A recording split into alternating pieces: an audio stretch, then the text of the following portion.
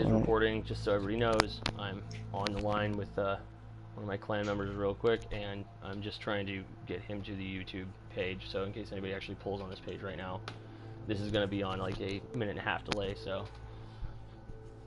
Okay, so for you, Isaac, yeah, it should be YouTube. You type in Omega_res_RES_Novi NOVIA, whatever, and then you can type in like Warframe. Returned with a banana. Like that. Oh, there you are, Patrick. Patrick, can you try and find my YouTube page real quick and stuff? I'm trying to get Isaac, one of our clan members. You found it? I'm okay. Subscribed to it, so I don't You see the live feed and stuff? I'm just trying to get the live feed up. I see it. Okay. Okay, so Patrick, Nathan, what you know, what Isaac hasn't seen yet is I'm gonna go take him on a quick tour of Sanctuary, and then kind of show him some of the build stuff. But at one point, Nathan, I will tell you that you might want to tune in just so I can show you that freaking tower. If I, you know, as long as the game doesn't shut down, right? So I'm gonna wait for the live feed to catch up. Speaking of, I know, kind of Fallout Protection and Fallout 3, when you first go to the USS Constitution or whatever, the ship, they say, oh, you're a member of the 106th Battalion Division. Well, in Fallout 3, if you have the Alien DLC and you go to the Alien spaceship, on the like on a computer, it'll tell you they've kidnapped other people, and 2 of them are from the same battalion. Okay, I got 2 viewers. I know one of those is Isaac. Is that you, Patrick, or do I have somebody else here with? Yeah, it's okay. All right. Cool. Okay. All right. So, what are you seeing live I feed went wise? there for a second. I was making sure the sound was. No, you're fine. You're fine. Are you seeing?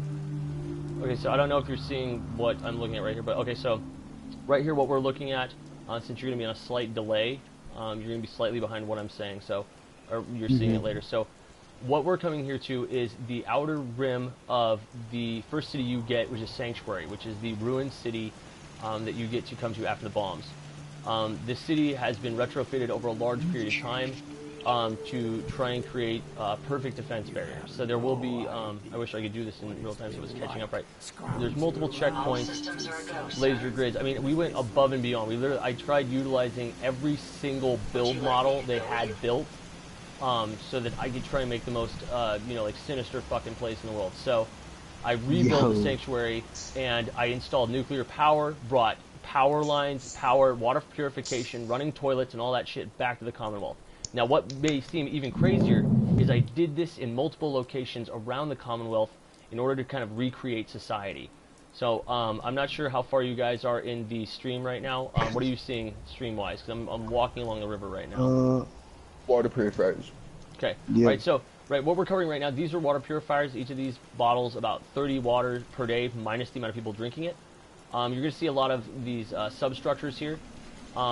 We put in nuclear generators. These nuclear generators are not available in the basic game. These are part of the expansion pack for Vault-Tec. So in order to get some of this stuff working, you'll see a lot of concrete buildings. These are also not available in the basic game. You have to have the Wasteland Workshop expansion pack.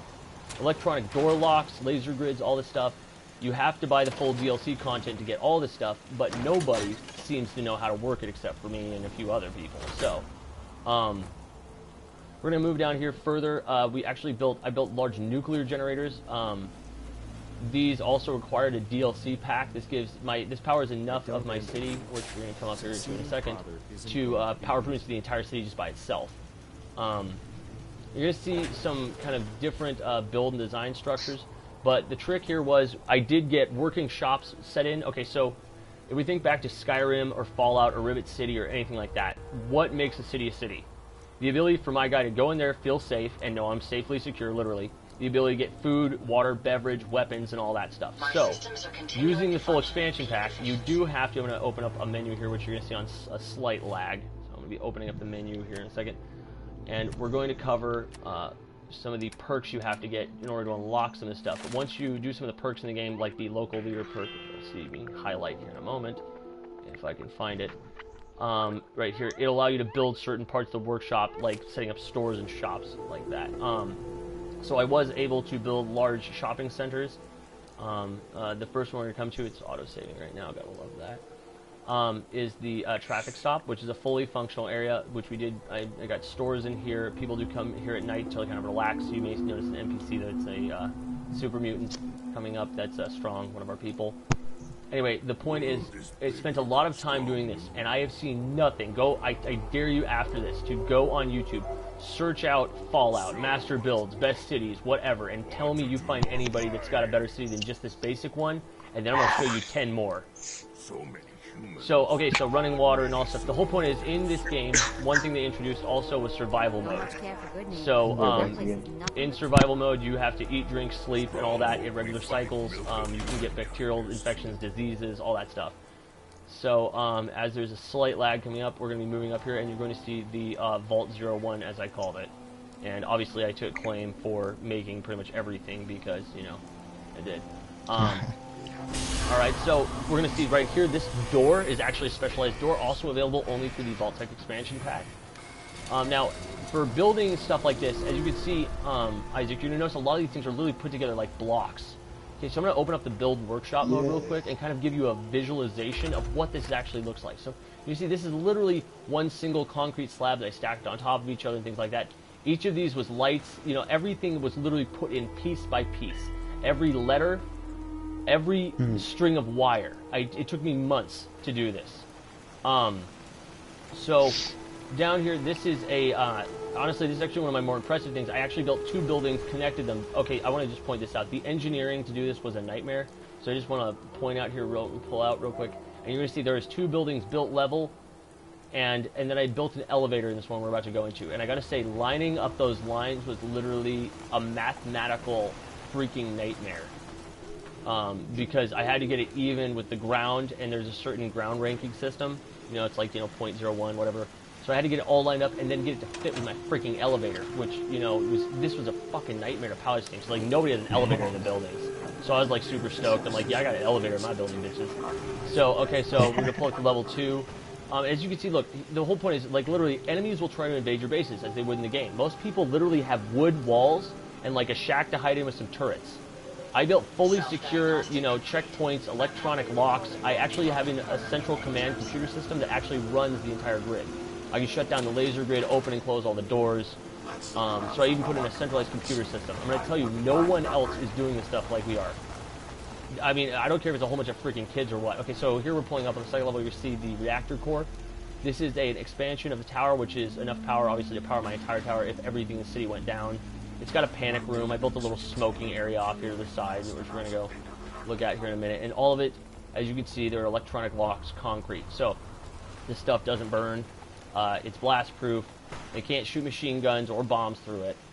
And as we come out here, out of the reactor core, we're going to come out to, this is one of my major workshop, I should say, for working on power armor. So there'll be a short, we're going to walk through it real quick. These are different versions of power armor that are available in Fallout 4. This is non-expansion pack. This will be the Brotherhood Steel version of the T60 power armor, which we're most familiar with. This is from an expansion pack, which we're going to move on, which will be Tesla T60 power armor, which is available through the Automatron expansion pack. It simply gives a slight enhancement to energy damage. Moving on, this is a special release from the Creation Club, sponsored by Bethesda, and this is the this is actually the the Giddy Up Buttercup power armor, which has a few pluses of increased speed and jump. Doesn't really matter, right? Okay, T45, the old version from the original Fallout 1 and 2. Some other fancy stuff. Let's just get to the end of this. There's too much freaking power. It doesn't matter. This is the newest model they released for Fallout, which is going to be the XO1, which is our top version model. It has the highest armor points and stuff like this.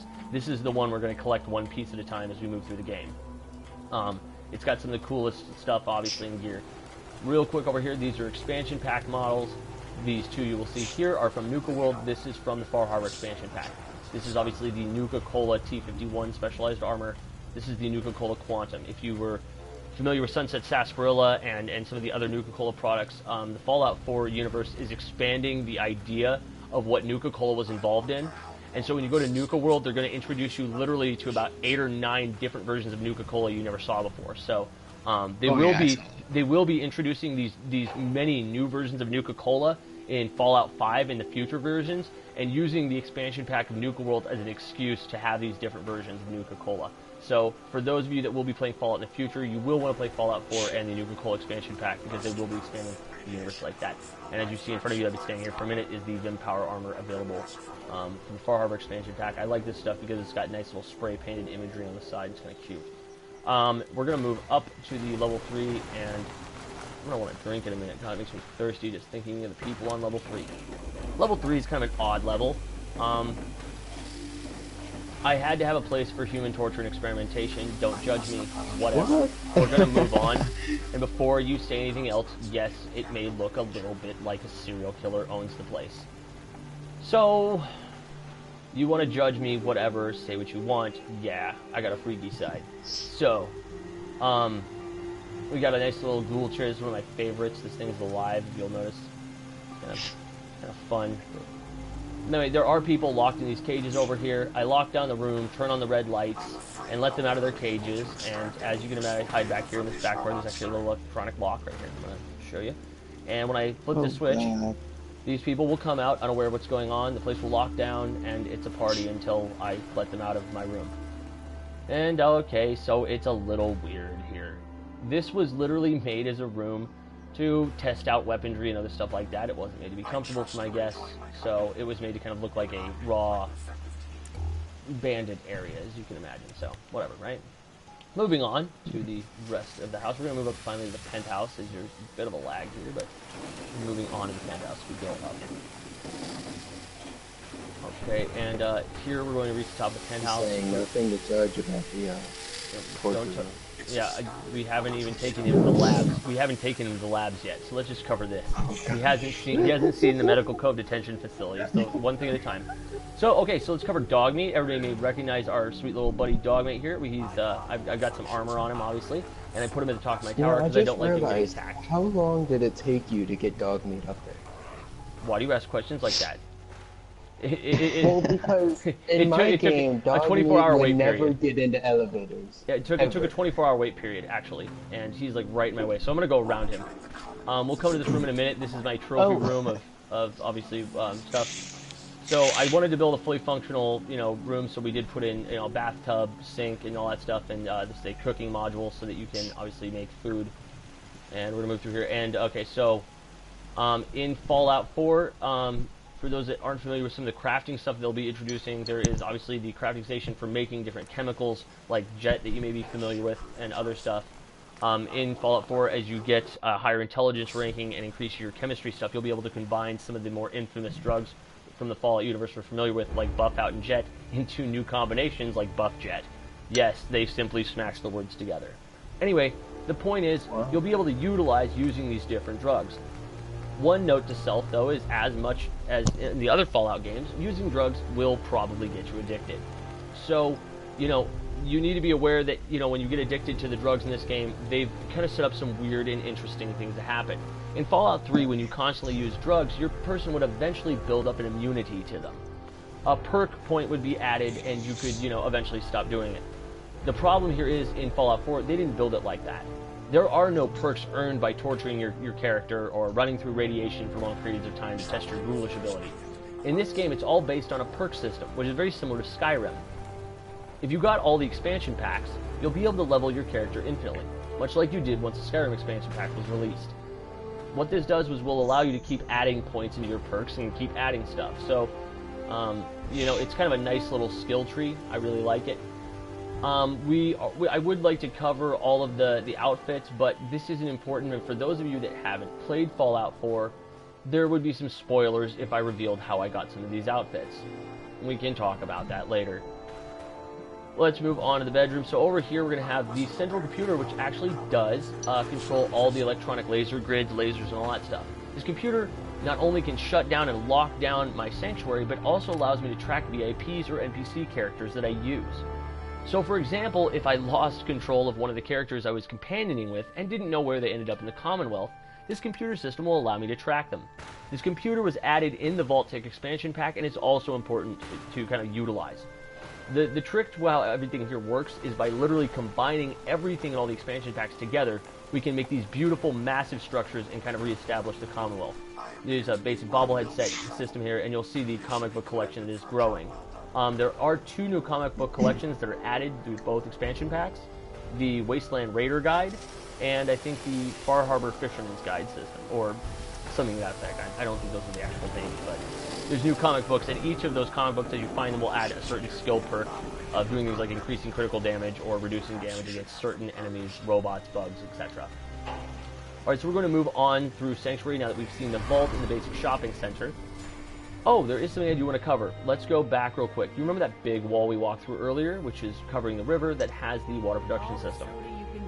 This also, originally when being built, had to be utilized to do other things. So we did build things like gyms and living quarters even within the walls of the city. This allowed us to save space and have areas for people to live, you know, without losing too much ground, but still kind of keeping the security thick. This is how we access some of the security checkpoints and travel around some of the different areas here in the higher security zones.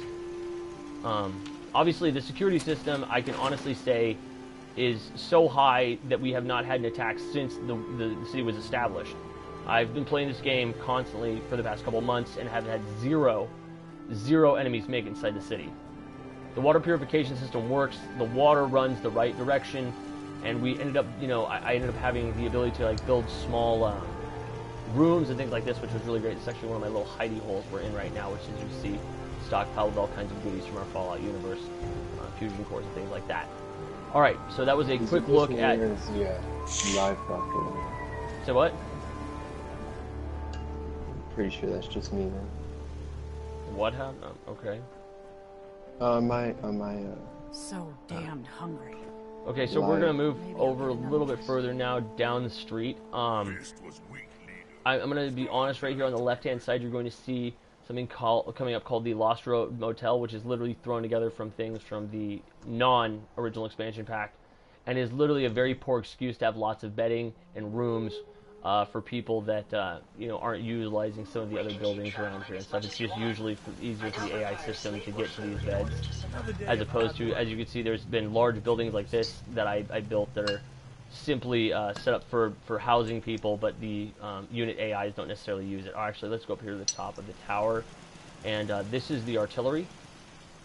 These artilleries are manned by people in the defensive positions, and I can use artillery grenades to hit surrounding areas with artillery fire. Now, establishing artillery at each of the bases around the Commonwealth allows me to basically blanket the Commonwealth with artillery fire from almost any position I go to, which is also something that's introduced in the basic game. But when it comes to your bases, it's kind of one of the basic things you would do even if you didn't have the expansion packs, was making sure that you had an established artillery set at each base so that you could hit areas all around the Commonwealth with heavy artillery fire. Which, by the way, heavy artillery fire reacts exactly like you would think. It looks and acts like a nuclear explosion. It will just hit multiple areas in a small, about 30-foot area. Okay, so... You're practically launching mini nukes. Right. Okay, so here we're coming to the Sable Cove Medical Detention Facility. Again, we're going to talk about non-judgment, but it doesn't really matter because you're going to do it anyway. Medical Cove Detention Facility was created, obviously, to house those who became a problem, and it also functions as a police station in this central district. The funny thing is getting all this stuff to work. That was the real funny thing. Getting Nick Valentine to operate out of the building, getting the security cells and all that stuff to work with the proper lighting and all that. It was really, really fun, as you can imagine. Okay, so let's cover Chamber 4 because this is where it always ends. As you can see, there are 4 holding cells. The 4th holding cell is usually... It doesn't really matter, I'll just show you. The point is, sometimes people have to be disposed of and things like that, and there's other problems, and I think it's self-explanatory.